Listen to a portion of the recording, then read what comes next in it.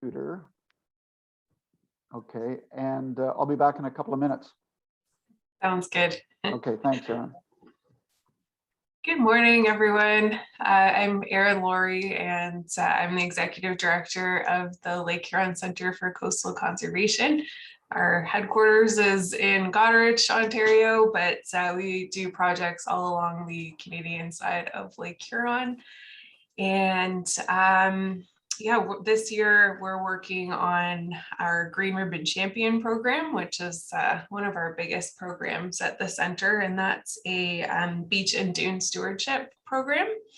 And I'm not sure if I want to get into the full project update, but I guess I might as well. But so basically, the Green Ribbon Champion program is project where we go out and we meet one-on-one with shoreline property owners, and we talk to them about coastal processes, and that we do what's called a beach health report. So we do like an assessment of how their beach is doing. We look at things like the dune profile, what kinds of plants are growing on their beach, are there invasive species to remove, and what can we do to help improve the health of this beach and the habitat. And so we do these health reports. We've done 47 of them this year, which is pretty amazing during a pandemic. And after we provide this report to them, we provide a whole bunch of suggestions on how they can improve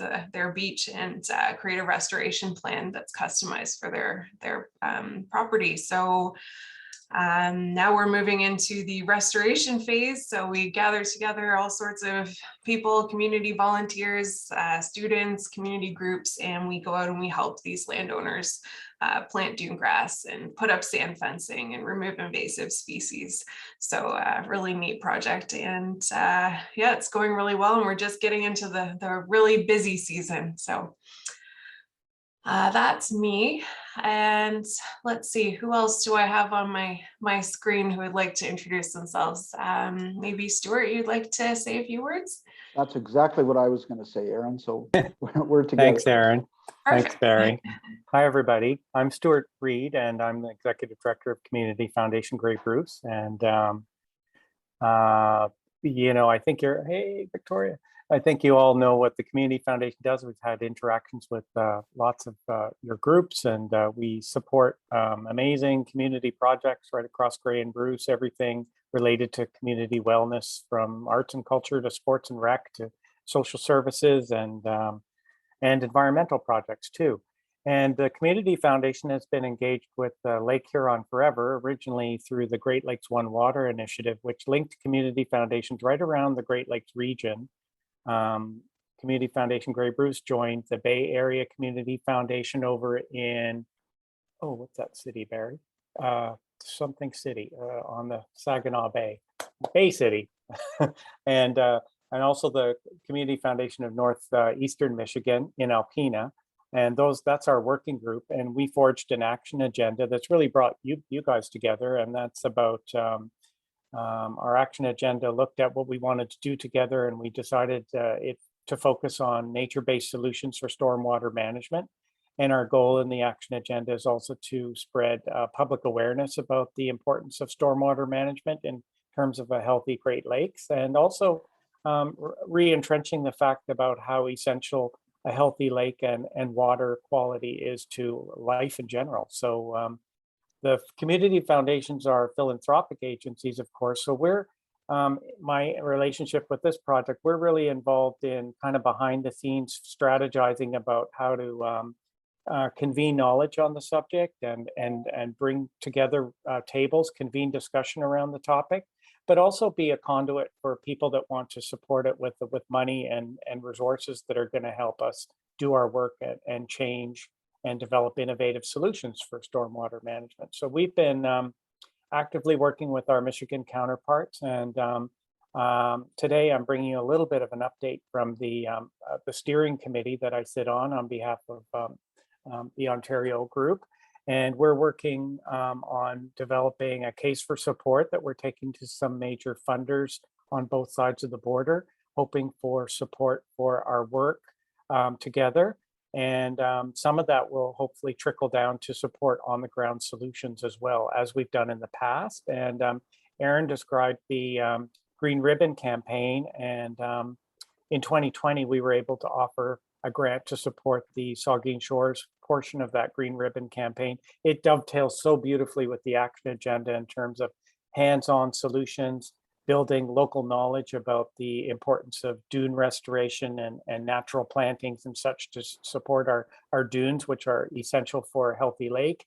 And it's a beautiful project because it engages people, and they're actually part of the knowledge exchange with their neighbors and colleagues. So a wonderful way to kind of spawn good work along the shore. So we're looking for projects like that, and there'll be more grants in the future as we build the resources and the networks that we are deploying to kind of help us fulfill the action agenda that we're working with.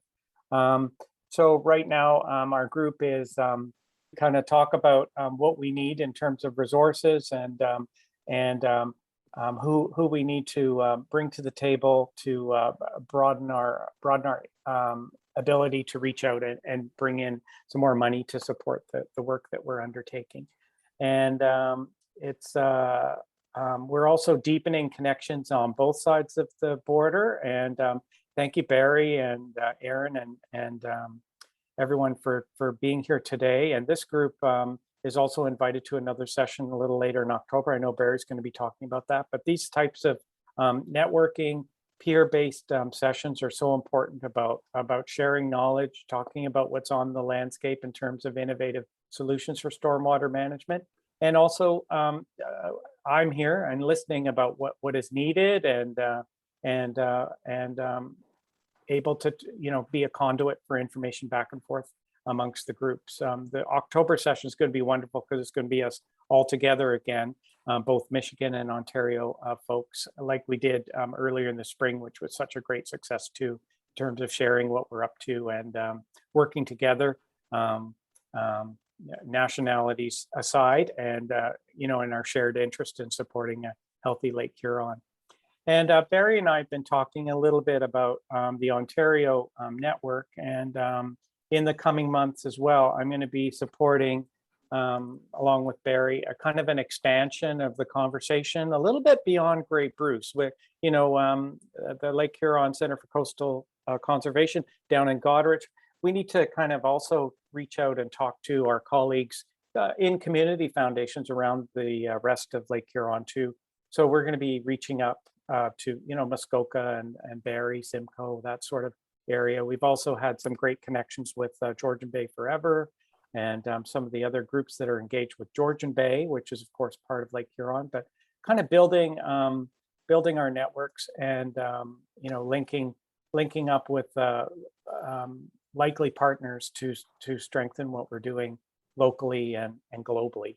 And the global connection too is very interesting to me, and the community foundations across the country are really engaged right now in discussing our work locally and in relation to the United Nations Sustainable Development Goals. And of course, a couple of those relate directly to healthy water and the life underneath the surface of the water. And Good so thing. I'll get my husband. that's a really great way to make a link between what we're doing locally with what we need to do globally. And so that lens is something that I'm very interested in, and it's going to be informing a lot of our vital signs work at Community Foundation Grey Bruce, and maybe something we can integrate into our discussions together as well, is how our projects dovetail with those United Nations goals as well.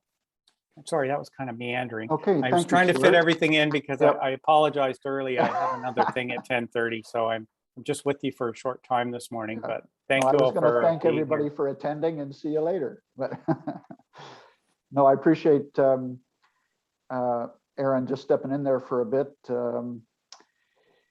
And I also wanted to just say, typically at these Ontario team meetings, we've only had a few of them. We've had one in person back in the day. But typically we would have a representative from the Michigan side as part of these meetings, but unfortunately we got double booked for this one. But and this whole process is literally a work in progress. and Stuart mentioned the peer-to-peer learning event that happens on October 20th. You're now all on the email link, so I will send out the links and the promotion for that kind of event. It's different than this in that there'll be formal presentations by different organizations and projects and that sort of thing. So the whole idea of that is to share project ideas and information across the border. And for us, in the past, we've had some great advantages of being able to link into some of the funding sources that are US based, but are also binational in their targets. So the bottom line of what Stuart made reference to in terms of projects is to support on the ground projects that mediate stormwater and create more resilient communities in the face of climate change. So that's just the basic overarching piece. As I say, that's a work in progress. Victoria, you've already had a chance to say, so what? I'm just going to go to the right to Heather Sargent. So Heather, over to you to introduce yourself and a little bit about the work that you're doing. Yeah, hi everybody, and it's great to see some of the faces we saw at the last meeting and also to see new faces. I'm the communications director for Georgian Bay Forever, and we're a charity that works on the protection of the water.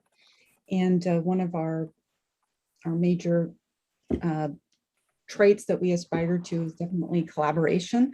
So this is a wonderful opportunity to even learn more and collaborate more. In terms of infrastructure, I think in the last meeting we touched on some of the sort of what we call trash trapping devices that we are putting out in various areas of Georgian Bay, including some of what we actually is called a trash trap, which would directly kind of catch some of the pollution coming from stormwater runoff and so on and so forth. So I'll try to give a little bit of an update on that later. Some challenges, but some really positive things coming out of that project as well. And then I also spoke a little bit about what I see as green infrastructure, and maybe it's a wide interpretation, but definitely there's a lot of microfiber pollution getting into our waterways. And one source of that, or major source of that, is from your clothing, from washing your clothes. So we've definitely done different studies to prove on a mass basis that filters on washing machine work to reduce that pollution. But I do see filters on washing machines as a major green infrastructure project that would be really important and helpful to happen. And I also just wanted to touch on that we're working with the Georgian Bay Association on a series of webinars, and I will send information to this group after this meeting. And it is these webinars focus on adaptation and resiliency on your shoreline. We did a lot of education around water levels last year. And one of the big things was for many of our audience to understand what they could do about it. And a lot of people here understand and are working on that as well. So we are gearing these webinars to help people learn about what they can do to adapt their shorelines and prepare, their families for what looks to be like a significant increase in terms of the range that of the water levels are going to undergo as a result of climate change in the future. So that's just a little bit about some of the sort of projects related to infrastructure that we're working on, and a little bit about Georgian Bay Forever. And I will cede the floor to others to hear about what they're doing. Okay, great. Thank you, Heather. And just as I say, this meeting is a little bit of evolution in process. But if I know there's questions coming up in my mind specific to different projects, people, but if you could just make a note yourself of those questions. Once we finish the initial go around with short introductions, we can target back in on the projects and potential funding and that sort of thing. So that'll be a good time for questions. in my book, I have this scheduled for a 2-hour meeting, but I know Stuart has to leave early. But I'm not committed. I'm committing to anything less than 2 hours. So there's no need to stretch things out, and we'll be done when we'll be done, within 2 hours. So having said that, how about we move on to Katrina from Georgian Bay Biosphere. Hi, everyone. My name is Katrina Grievance. I'm the Aquatic Conservation Program Coordinator for the Georgian Bay Biosphere. We are based in Perry Sound on the eastern shore of Georgian Bay, but the biosphere itself stretches essentially the entire eastern coast of Georgian Bay, from Port Severn in the south to the French River in the north. We are a UNESCO World Biosphere. We were designated in 2004. And have been growing our activities and our staff numbers since then. We have a fairly broad mandate that goes beyond just protection of the environment to building a healthy economy and creating vibrant communities. We have a wide range of projects that do touch on, that's all right, that touch on water quality.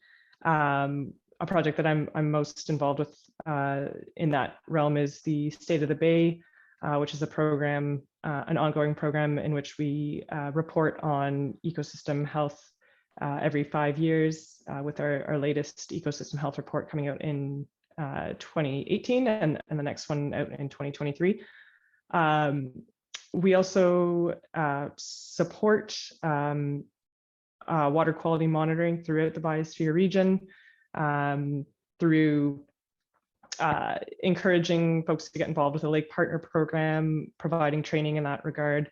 We also do some contract water quality monitoring, specifically with benthic monitoring. We have projects related to fisheries in Eastern Georgian Bay, which always comes back to water quality as well. I will let Isabel speak to the climate change side of things for GBB. Yeah, so maybe I'll just hand it over to Isabel then and take it away. Hey guys, sorry, I'm in a bit of a shared office, so there may be some other voices in the background. But yes, I'm Isabel. I'm the Climate Change and Sustainability Programs Coordinator at the GBB. And I'm jumping on this call because we're looking into a lot of adaptation partnerships right now with the municipalities and First Nations that are along the eastern shore of Georgian Bay. One of the ones that we're currently looking at right now with the town of Perry Sound is permeable pavement. So we went to this meeting and they're looking at all different kinds of things that they might be doing, and basically just to help with stormwater management, because they've been getting a lot of like flooding and washouts with just the increased amount of rainfall that we've been getting in like short durations. So I'm jumping on this just to hear what you guys are all about. And hopefully we can partner on lots of things going forward. So yeah, that's the climate change side. Great. Thanks, Isabel and Katrina. It's, you know, the addition of these folks to the Lake Huron Forever Ontario team, or the group, is a function of what Stuart's talking about in terms of expanding the turf a little bit beyond Grey Bruce. So we're moving a little bit east and a little bit south on the Lake Huron shore and the Georgian Bay shore. And it's amazing to me, although I'm familiar with, you know, Muskoka and those areas, but some of the groups that exist over there that I'm discovering and adding to this list, it's quite it's fabulous, because you've got a lot of experience in doing a lot of things that we're trying to do in some of the areas that haven't been doing it for quite so long. So then the climate change piece is obviously a very important part of it. So who has not? Jeffrey Fletcher, why don't you say a little bit about who you are and what you do? Sure. Hey. Hi, everyone. Thanks, Barry, for inviting me into this meeting. You know, I'm here because Barry invited me, and he probably invited all of you in here at one point. He's good at that. But I'm with the town of the Blue Mountains, which is on the southern shore of Georgian Bay. and I'm manage sustainability and solid waste for the town. And right now have a big focus on creating our new sustainability plan for the municipality. But we're also always looking at doing, projects in the background. And the main reason Barry got me into this meeting was because we're looking to try and install a trash trap through Lake Huron Forever, the Lake Huron Forever group. So they have offered. So we're just trying to find the right culvert. Yeah, it's an interesting to see all these different groups. Some I was aware of and some I was not. So I'm hopefully learning a lot today about these groups, and it's good to see this many just in our one lake working on the same sort of direction. So it's great. Thanks for everyone sharing. Yeah, and thanks, Jeff, for joining us. And Jeff is a municipal representative, and that's sort of a bit of a missing link in some of our gatherings, and that'll be sort of the next round, just trying to add. We're certainly being in contact, and we have relationships with, as you do, with municipal people, but they're a bit of a harder bunch to track down, and they're busy, as we all are. But so let's move on. Lee Grigg, who's juggling kids and staying home and stuff like that. Lee is the chair of the Grey Bruce Sustainability Network, which is the formal host of the Ontario Team Lead project. So, and Lee has got some great stuff going on with the Sustainability Network, and I'll let him bring you up to date on that. Thank you, Barry. And yeah, just juggling also some low bandwidth, so I'll keep hidden here behind my logo. Yeah, we're just Grey Bruce Sustainability Network is proud to support this group. Lake Huron Forever is and Barry's work through some support, but mostly, yeah, we're coordinating a bunch of different projects that one of which is upcoming, which deals primarily with nature-based solutions. We're also in the past supporter of getting a couple things off the ground, like permeable paving. Looking forward to talking to the Georgian Bay Biosphere about that. And also I think Bruce is probably next. He's on the call. He'll tell you a little bit more. I don't have to go into it.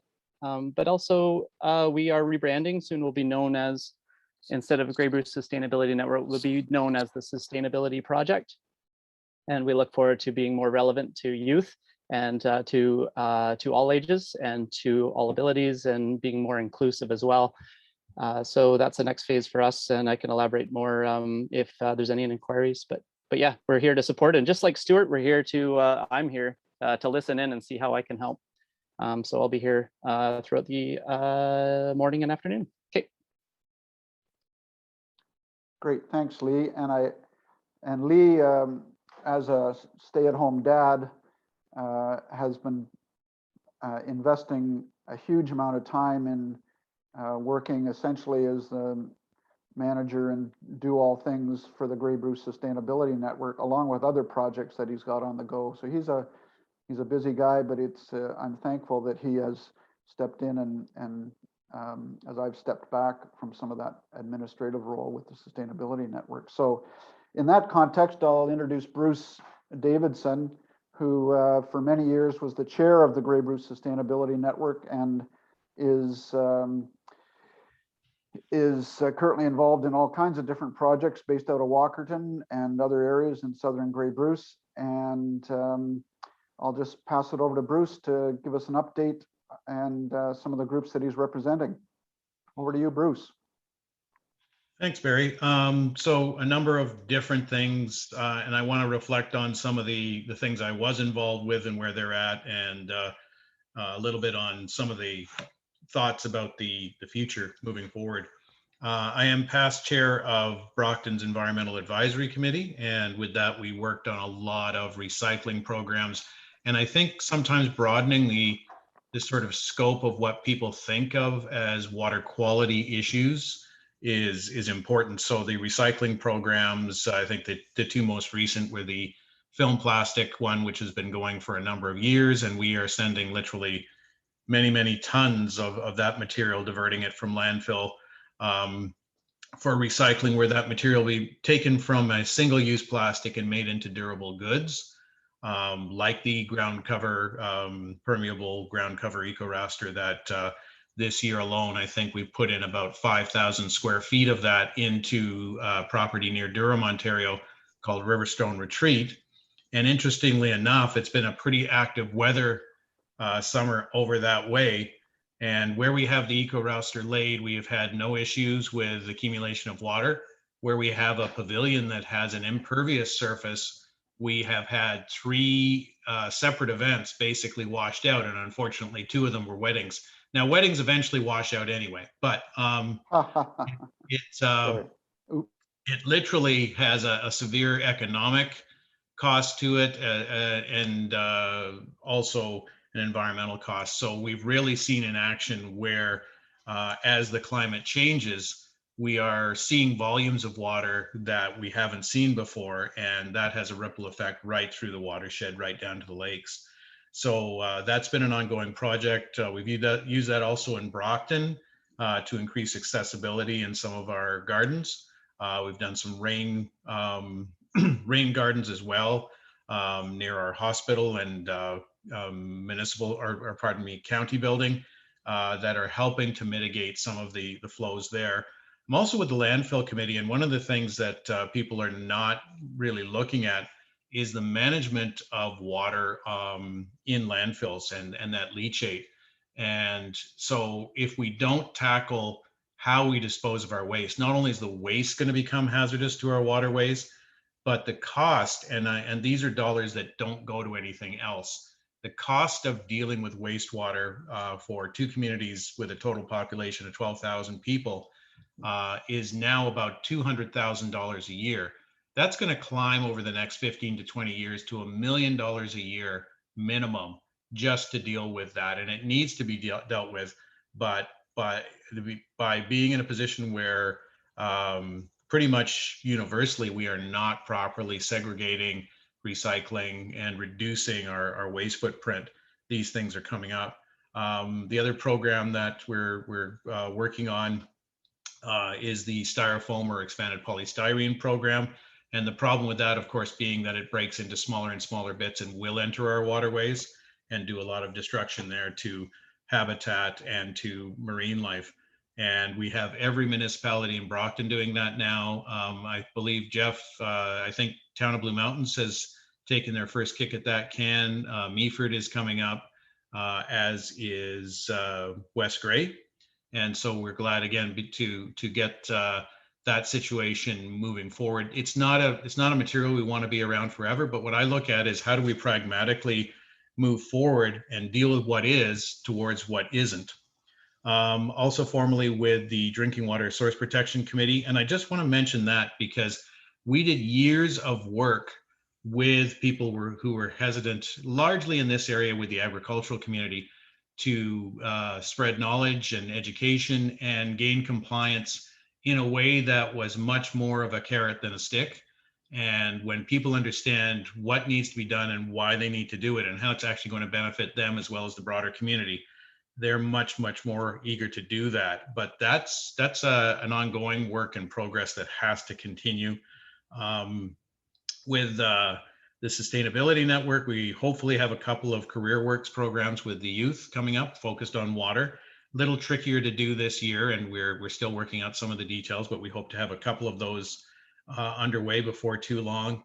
And the other thing that I just want to look at is municipal capacity, where they just don't have the dedicated staff in the smaller municipalities to do deep dives on some of these projects that we're getting into. And that's where the work with source protection was so vital to get them on board, and that worked quite well. So what I'd like to suggest is if there's a way to move them from dabbling on projects to be dedicated to projects and see those as vital to the future as anything else they're doing in economic development or social work, I think we'll move forward in a good way. So that's kind of some of the bits and pieces of where I'm at, and I'm eager to hear more about other folks and what they're up to. Okay, thanks, Bruce. And I've worked with Bruce for many years, and I've always appreciated his phraseology at the end of his little talk. So moving from dabbling to dedication, I think that could be a new model for us. So thanks, Bruce. And over to Linda Thorne from the Biosphere Association. So Linda, if you can unmute yourself, or I guess, there you go. Thanks for joining us. Thank you for organizing this. Actually, it's Elizabeth Thorne. And rather than Oh my God, sorry. I don't know, probably somebody, probably someone in your life. Anyways, Sorry, Liz.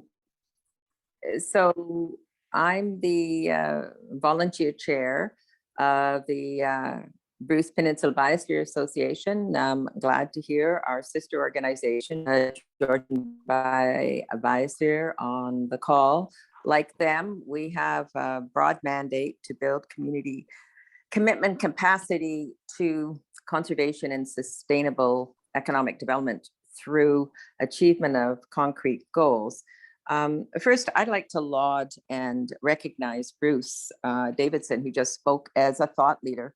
I attended some gathering down your neck of the woods, and I was listening to what you have been able to achieve through your initiatives at Brockton. And I think you are doing amazing work. And as you were speaking, I was thinking, okay, I agree that some of the smaller municipalities lack the resources, especially in this specialized area. So maybe one of the things that we should consider as a network to address this problem, and this is just an off the top thought, is, you know how in teaching, the teachers are all well trained, but they do have access in the board to specialists. So maybe at the county level, or maybe through this network, there could be a staff person that's a specialist like Bruce and able to provide a free consultancy, because right now what happens is you have consultants come in and they give advice and they don't necessarily know the community, and you have to pay top dollar. But if you have that special resource you could call on, might be a way to advance some, plant that seed. It maybe worth watering, I don't know. Back to some of the kinds of things that the Biosphere has been involved with. Well, our quality for a long time, we recognize shoreline stewardship is critical. So a long time ago, we did workshops on shoreline stewardship, and we produced a pamphlet on healthy shorelines. We talked about rain gardens at that point. We talked about the importance of having a natural shoreline, which I'm sure many of you are doing as well. But perhaps in light of this project, it might be worthwhile resurrecting. Most recently, we have a stretch of shoreline that we are working on. We've contracted with a geoscientist because it is unstable, and we're hoping to create a trail, and some areas need to be fixed. And so one of the solutions we're looking at is gray-green infrastructure. And I rather liked that, because I think some of these solutions do require some gray, not just green. And we were looking at, and he has experience in creating natural reefs out in the water, which will then divert the energy of the the waves more broadly and dissipate it so that it doesn't hammer the shoreline quite so much. I guess that in the broadest sense would be adaptation to climate change. We are also advancing on the other project that I spoke about, which is the bioremediation of phosphorus. And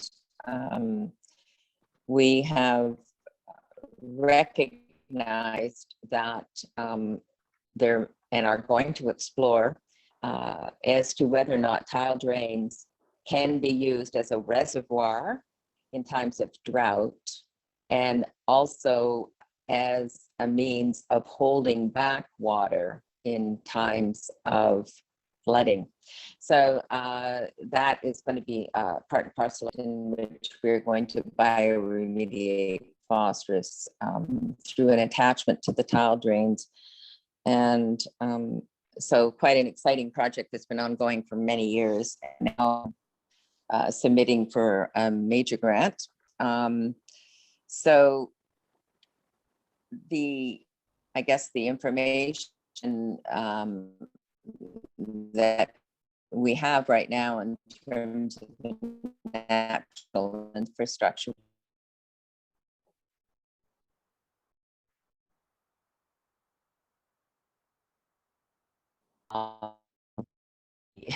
there's a lot of soil runoff from the fields, and so they go into the drains, which I don't know if you're technically defining that as stormwater.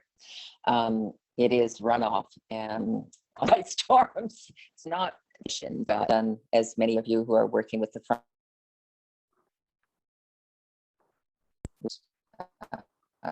all various mechanisms that you can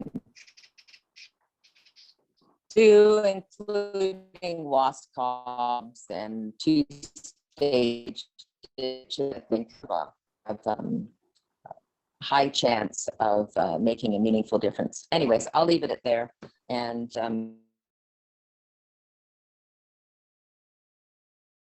Okay, Elizabeth is gone. Thanks. I'm still unclear as to how is interview group led by Environment Canada and hello. Sorry, Liz, you're breaking up. So maybe if there's a specific question, you could put it in the chat. You were doing fine right at the beginning, and then the latter part, just we lost a good part of what you were saying. So if there's specific questions or something you wanted to state, just put it in the chat. Sound like a plan? Okay.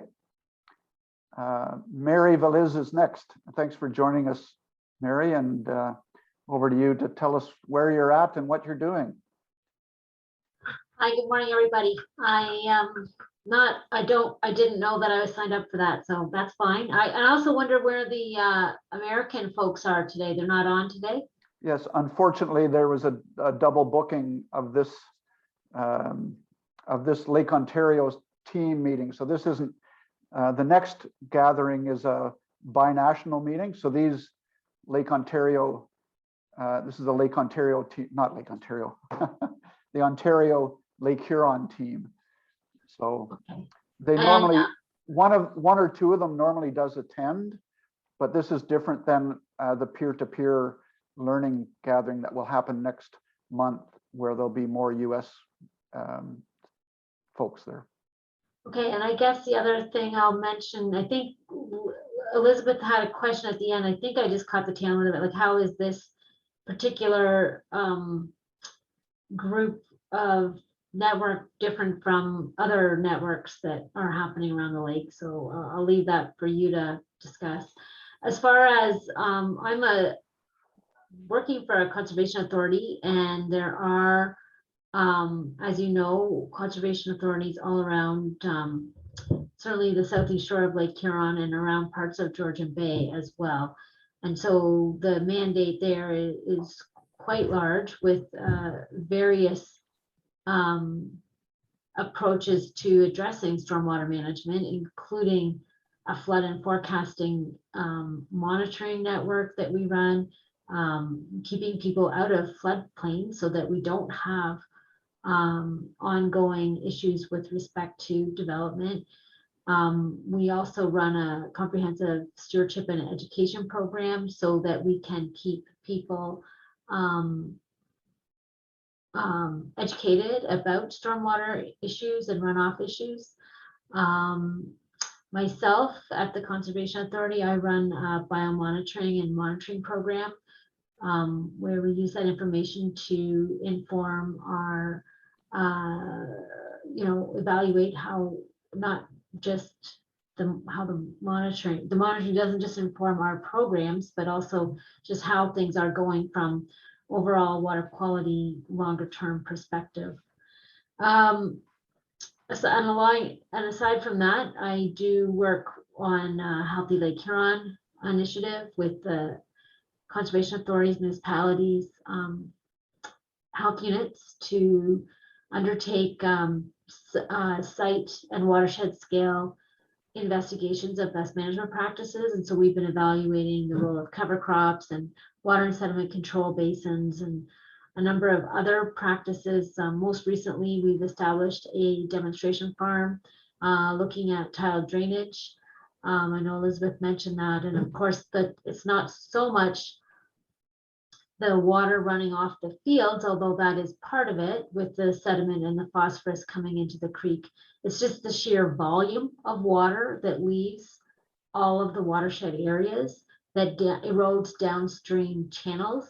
That is actually quite an important delivery of sediment and phosphorus. So I've been working away at this. And another hat that I wear occasionally is to provide funding. I get some funding from the federal and/or provincial government, and I support community actions around the lake to undertake their own outreach and to work on issues related to watershed management. And of course, this is related to stormwater runoff or water quality improvements. So I'm not sure if anybody has any questions about that. Well, I think I'm sure there's lots of questions that will come onto the floor.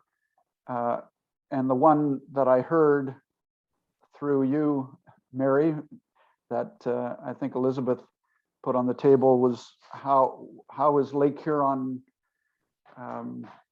this Ontario Lake Huron Forever group, how does it differ from other groups that are networking around Lake Huron on similar issues? And I think just to go back to the beginning, this Lake Huron Forever was initiated by the Michigan side when a number of community foundations got together and they offered to community foundations on the Ontario side to join in this effort.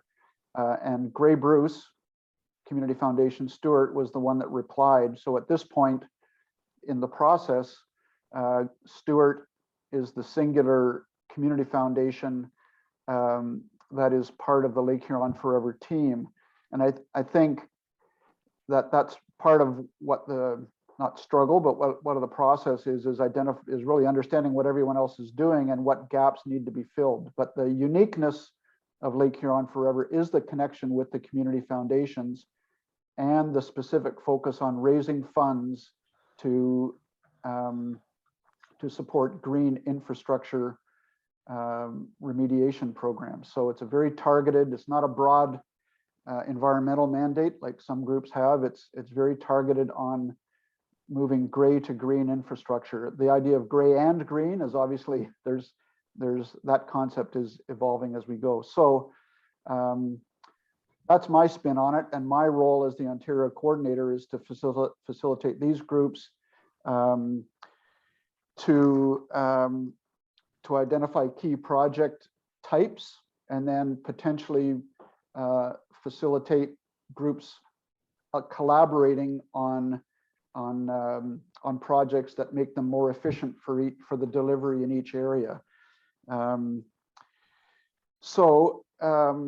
What I'd like to do at this point is open the floor. Elizabeth keeps popping in and popping out, so I'll admit her again.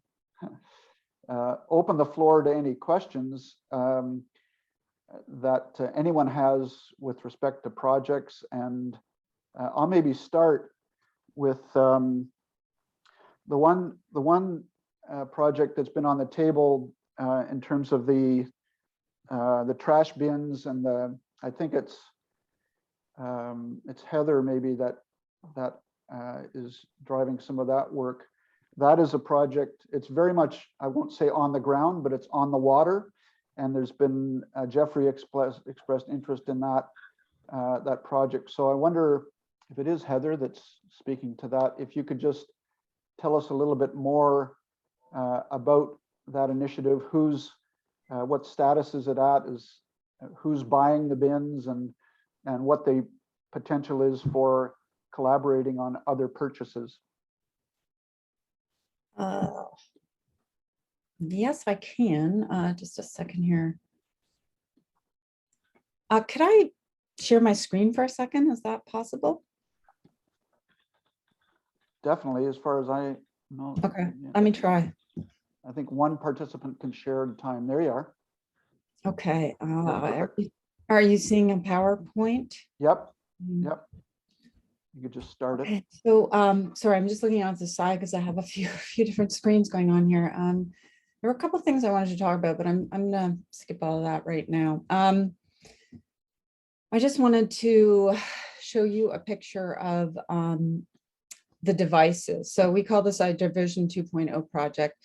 And there's also the Great Lakes Plastic Cleanup Project, which is also a conglomeration of different NGOs that are also distributing this technology. But what it combines is sea bins, gutter bins, and trash traps. And, you know, sea bins are kind of surface water vacuum cleaners, and we've installed them in a few different marinas in different places. And we also have the gutter bins, which capture waste below like street bins in places like Collingwood, which is primarily where we have these installed. So they catch it, you know, before they go down these pipes and out into the water. And then we also have technologies that we want to deploy called trash traps, and those catch litter, you know, on the great big, you know, pipes before they get out into the water. So we're trying these different technologies. This page, can you guys see that enough, or should I increase? Ooh, that was really if you go to full screen or just click on the side screen, it should go to a full, there you go. I can do that. Originally with, so you can see approximately kind of where these are deployed in terms of ours. And like I said, the Great Lakes Plastic Cleanup also has them. The trash trap, we have not, so we're working with the town of Perry Sound to deploy one, and we had originally were going to do it with the town of Penetanguishene, but they couldn't quite find the right spot for it. So we're so happy, I think, that to have Blue Mountain, I believe, is exploring it and is on board here on this call. We think it'll be a fabulous device to kind of capture trash and pollution. But the reality is, while these do divert a lot of trash, and I think they're really important, and I think they're important things for municipalities to consider, the other part of this is that we have teams and sometimes volunteers that go out and actually analyze, we call them deep dive characterizations, analyze this kind of different trash that we're capturing in the sea bins and the gutter bins. And we will do this for the trash traps when we get them installed. But it tells us a lot about our litter. And this is just a snapshot to say of the deep dives that we've done so far. This one would happen to be on the sea bins. Somebody talked about foam pieces.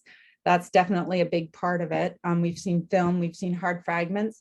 But what this allows us to do, and where we've been successful in the past, is take this rich amount of data, and we can take it to policymakers, in particular different municipalities, or sometimes MPs, or even take it to the community. And when you're able to show the data of what you've been able to collect, we can stop these things at source.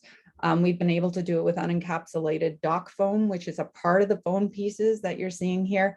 But I guess what I wanted to iterate is not only do these devices help capture litter, but I don't think we could ever install enough devices to capture all the litter. Like that's not the answer, but it is part of the solution.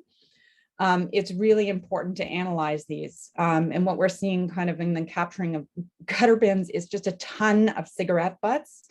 So that is just another kind of scourge. But in short, what I wanted to sort of really tell this group is that trash trapping devices, I think, are important. I think they're great things to talk to municipalities about, and we do that, and we need to get more of them. But they also, through analysis, give insight into the types of litter that you have. And then, we can work together and develop policies to stop them.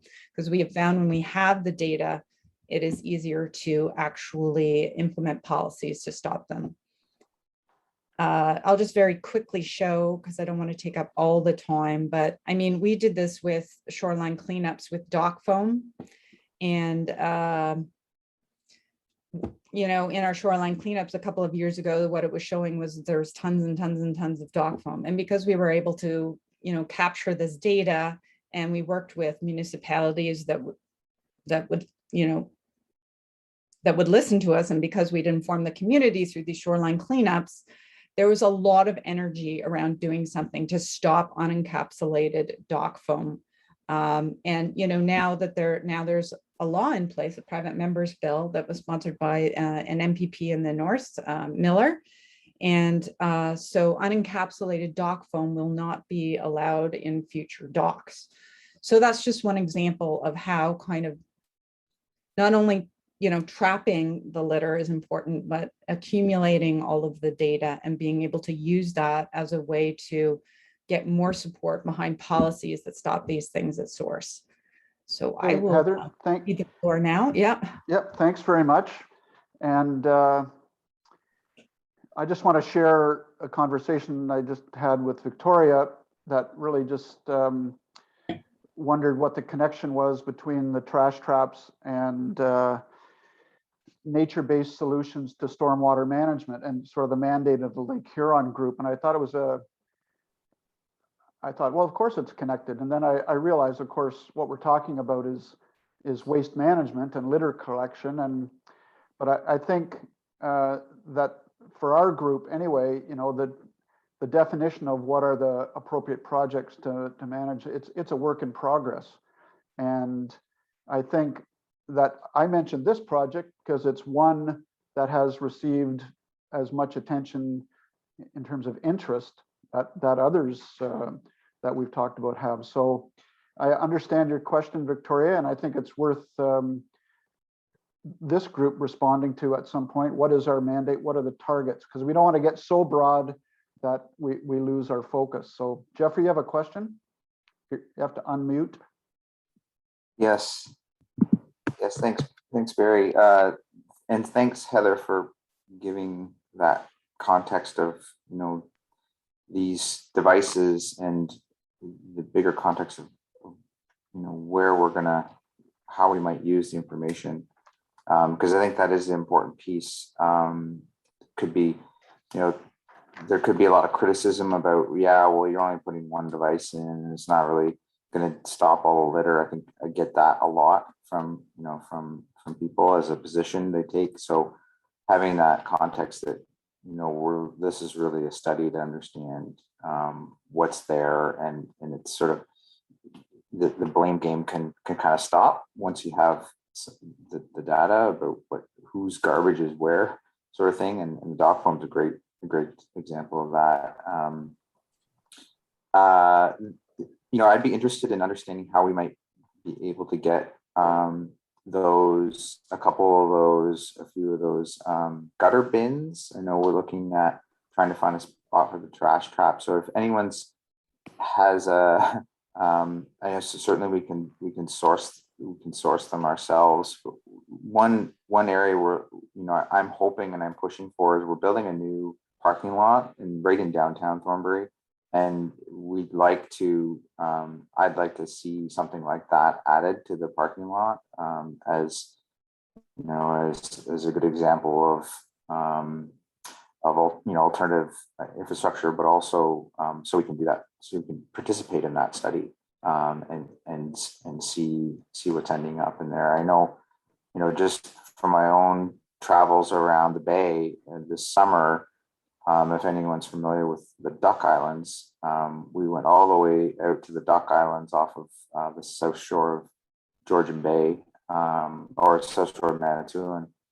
And even way out there in the middle of Georgian Bay, the most common thing we were finding was balloons. So it's one of those things where, you see balloons and everyone wants to have a balloon party. But I feel like if you only knew what happened with those balloons, I think people would think twice about having a balloon party. But anyway, that's they don't go away. Yeah. There you go. Okay, Yeah, so thanks. I want to do a quick agenda review, and I'm going to put on the table that we call it 10:30. Is that right? 11:30 kind of end time for this gathering. And basically the agenda that was put out there was to look at some projects, to review some of the projects around the table, and we can still do that with other projects for learning opportunities. We also then wanted to talk a bit about funding and where people are getting money and where collaborative opportunities might exist. I've already mentioned that on October 20th, and I think Aaron mentioned it, that there's the next gathering, but it'll be the peer-to-peer learning event. So there'll be more presentations from Michigan groups, and it'll be a cross-border. So I'll be sending the link. I'll be sending the link out for that. Thanks, Jeff. And also, I won't get into this too much, but I'll send connections to everyone. The consultants that work sort of the next level up on the Michigan side, they're developing a whole branding of the Lake Huron Forever piece. So that will be released quite soon. And the other really important piece that's just in a final draft stage is that Lake Huron Forever pledge. And I don't know, maybe this is a question for everyone out there, just because the team, primarily driven by the Michigan side, I've had some input on it and others have, there'll be a pledge that will be essentially targeted at municipalities to commit to a range of stormwater management and green infrastructure and nature-based solutions related to Lake Huron. And that pledge is in its final draft. And part of my role over the next 6 months, I guess, is to visit municipalities and get them to agree to the pledge, which essentially will get them to commit to managing stormwater and preserving shorelines and water quality. So question to everyone is, does that idea of a pledge where you go to municipalities and you ask them to commit sort of in general terms to Lake Huron water quality, does anyone else have that language in the work that they do and taking to municipalities or anything like it? Hi, Elizabeth here. It's Hi, Liz. very much part of Healthy Lake Huron. I've switched devices, so hopefully you can hear me now. I lost the answer to what the difference between these two groups, Healthy Lake Huron and this particular initiative, except clearly the Americans are involved in this one. I think the other piece that I added, Elizabeth, was the community foundation Right. or the foundation part of it, because they are the ones that initiated this group. So I think that that's the other unique thing, but that's part of the challenge, is not duplicating what's already out there for sure. Right. And I didn't hear quite what Mary says, but Mary, there's a pledge, isn't there?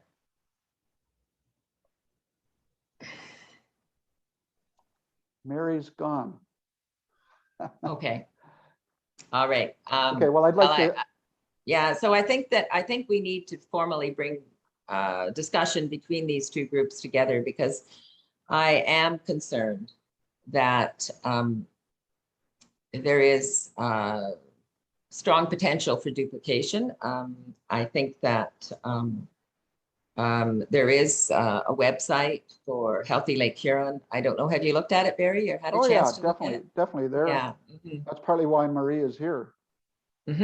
So, so because we have limited resources, I know Georgian Bay is involved with some of the work. They've been involved with Greg, Maine, and also with Ted Briggs, Environment Canada, and Ministry of Environment and CC, Climate Change. So I think those two partners at the table are very powerful and very important. In addition, so I think we need to have a formal meeting with the conveners of that group and the conveners of this group, and explore how we can avoid duplication of effort. I think that there's room for contributions by both, but I think that you know, we are all very busy people, and attending more than one meeting, talking about the same kinds of things is and just even convening these meetings. Duplication of services for sure.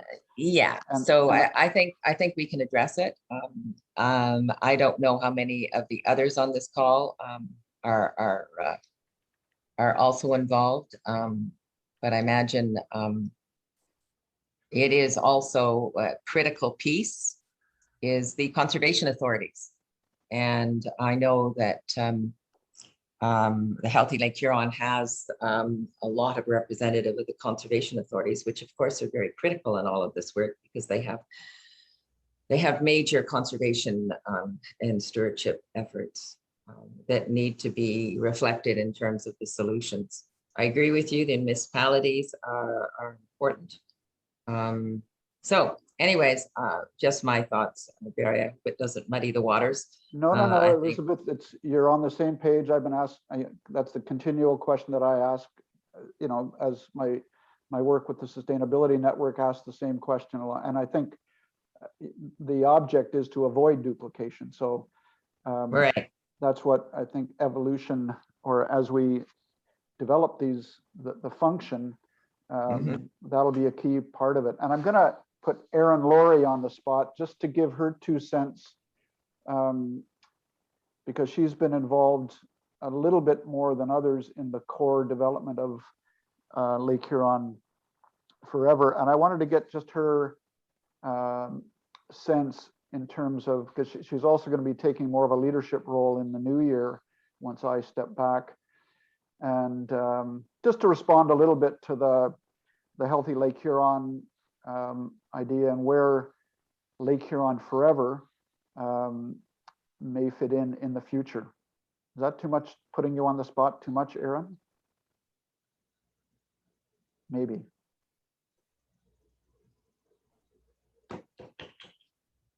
Well, Erin thinks that perhaps I could also ask another question. The natural infrastructure for storm water management. Like I heard, obviously everybody is interested in funding. It's one of the key things that enables us to do work. And so the definitions for stormwater management become broader and broader. And, you know, in keeping with trying to prevent things at the source, rather than dealing with it as it enters the water, then you can get pretty broad indeed. For example, I think the initiative that Georgian Bay Forever is taking in terms of the plastics management is fantastic. I really like it. But it's going really way back, like a washing machine is going way back to source. And is that what we're talking about in terms of natural infrastructure? I think it's a great project, and I'm thinking about, I don't know if we can manage anymore, but so I'd like to see a clear understanding of what you guys mean when we're talking about natural infrastructure for stormwater management or nature-based solutions. I mean, So the that term, would be helpful to me, because then I can sort of say, okay, well, this is what we're doing, is how that's fitting into it, but is, you know, managing what's coming out of the tile drains, which is what our focus of one of our projects, or controlling field water levels. Are you, in a broad sense, defining that is natural infrastructure? I don't know. So I'm not sure what. The term that I go back to is green infrastructure, and I discovered a little while ago Green Infrastructure Ontario. And over the last little while, the conversion from gray to green infrastructure tends to be more of the focus of what this group was looking at, and not simply because in our neck of the woods, it seemed that those opportunities were being less looked at than the rural landscape, which the conservation authorities and you guys and others look more at in terms of dealing with storm runoff. So I think that's part of what we're going through, is trying to identify what the gaps are. And when I continue to see municipalities in urban areas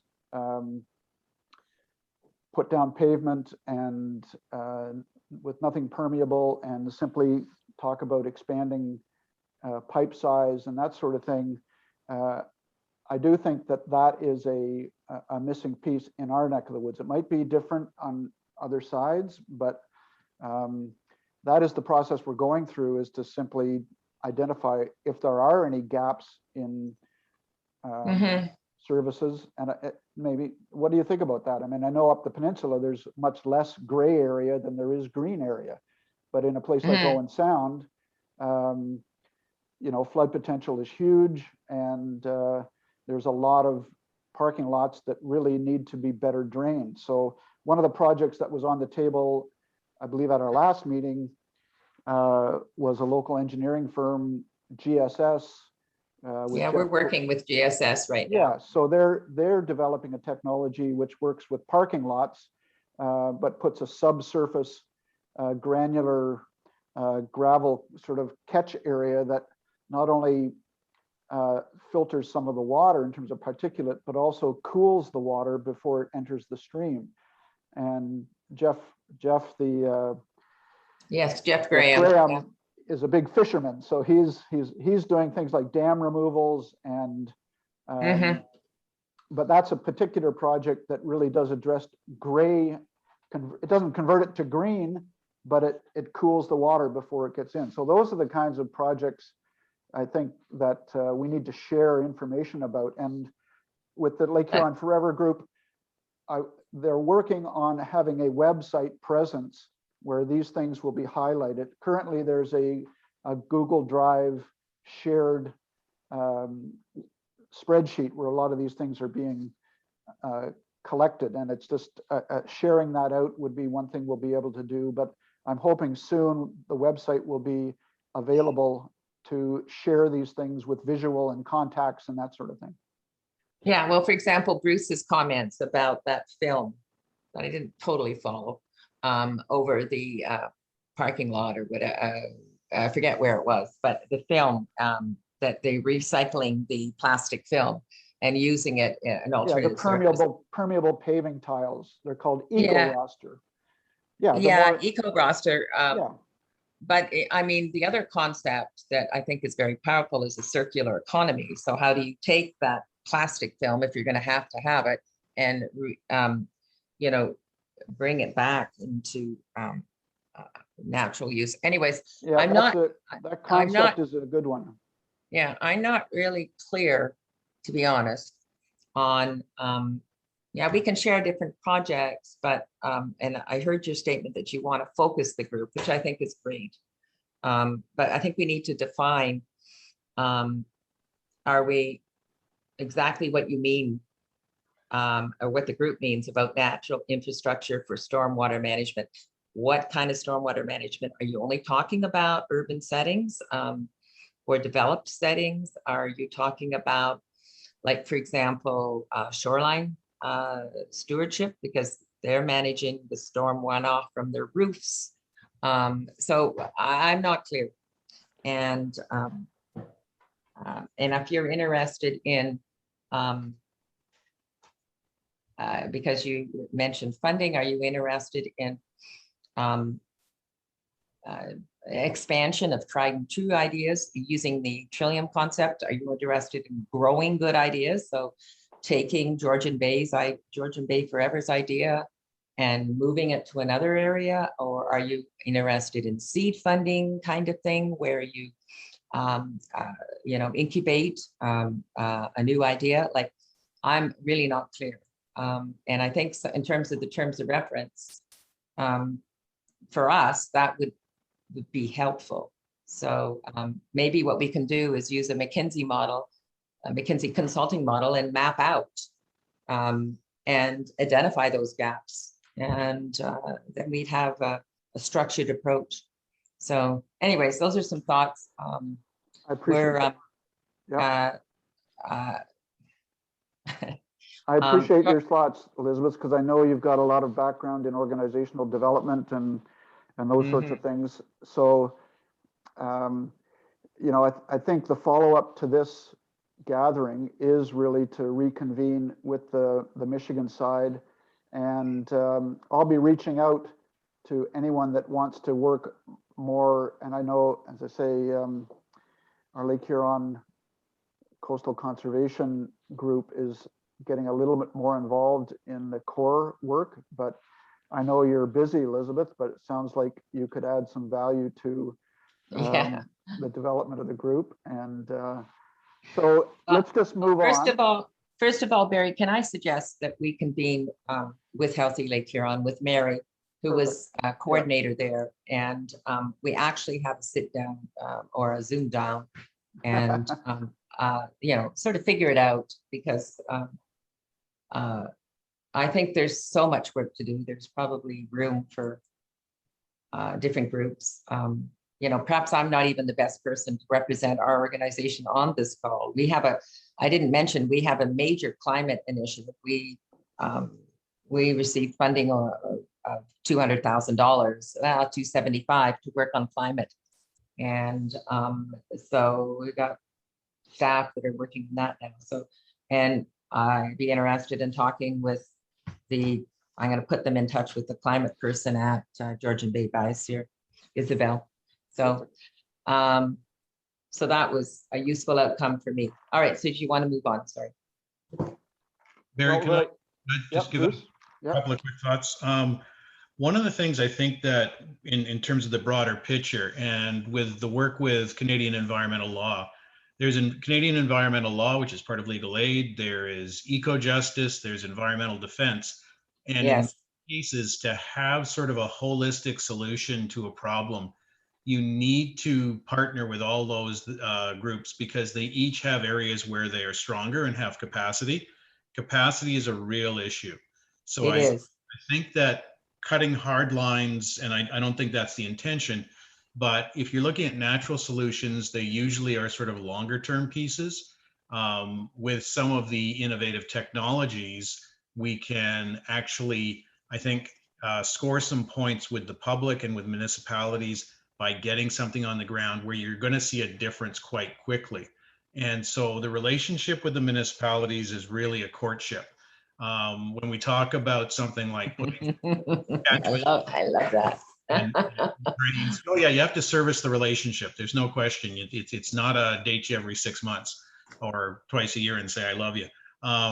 The relationship with projects is that even if you're just putting in one catchment drain or something like that, municipalities are really risk adverse, so they are not going to want to commit big dollars and big parts of their credibility to something that they haven't got that experience with. So what I'm hoping is, let's really support the folks that are doing the pilot projects. And so let's go over and have a look at what Town of Blue Mountains is doing and get a group together and see how that works. Then you can sell it. Just to give a very, very quick example with the expanded polystyrene densification, what we did was and a number of people were there from several different municipalities, is we had a demonstration day where they came, because all of them had an interest. None of them had the capacity to do it independently, research it in great detail. And as a result of that one day,